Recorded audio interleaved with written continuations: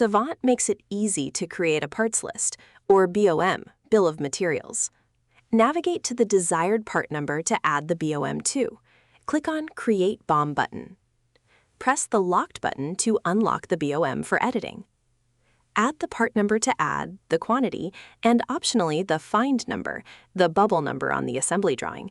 Then press the Add Part Number to BOM button. Continue adding parts as desired.